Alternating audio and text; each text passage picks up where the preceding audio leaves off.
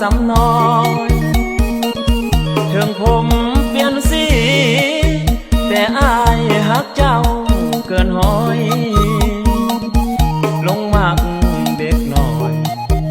ต้องคอยเอาใจทุกวันอยากได้อย่างเสื่อนสั่งอายสิหายซอยแหวนกำไลพร้อมซื้อให้แม่ยอดจอมขวัญไอโฟนลูลาเพื่อนห้องลายอมเมิดสวนเงินแสนเงินพันไอ้นานยอมทุ่มสุดตัวแต่คาดบ่ถึงว่าวันหนึ่งน้องมาเปลี่ยนใจเจ้าไปกับสายคนใหม่ขี้ใส่ใจคักแท้ทุนหัวอกหักซ้ำเท่าคือจังหน้ามือตามัวย้อนว่าเพ้อตัวไปมัวลงมาเด็กน้อยจังแม่นเสียใจคักเสียหลักตอนผมเป็นสีอย่างห้องดังอีลีแต่แห้งบ่มีพอน้อยผิดหวังซ้ำเท่าได้แต่ซึมเศร้าเงาง่อยย้อนว่าเด็กน้อย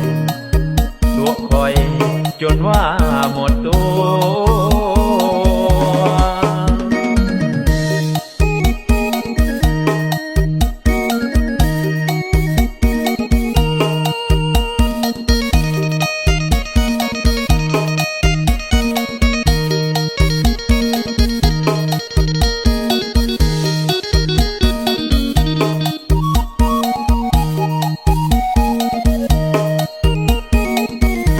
แต่คาดบ่ถึงว่าวันหนึ่งน้องมาเปลี่ยนใจเจ้าไปกับสายคนใหม่ขี้ใส่ใจคักแท้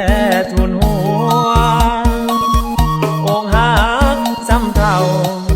คือจังหน้ามือตามัวย้อนว่าเพ้อตัวไปมัวลงมาเด็กน้อยจังแม่นเสียใจคักเสียหลักตอนผมเปลี่ยนสีอย่างห้องดังอีลีแต่แห้งบ่มีพอน้อยผิดหวังซ้ำเท่าได้แต่ซึมเศร้าเงาง่อยย้อนว่าเด็กน้อยตัวคอยจนว่าหมด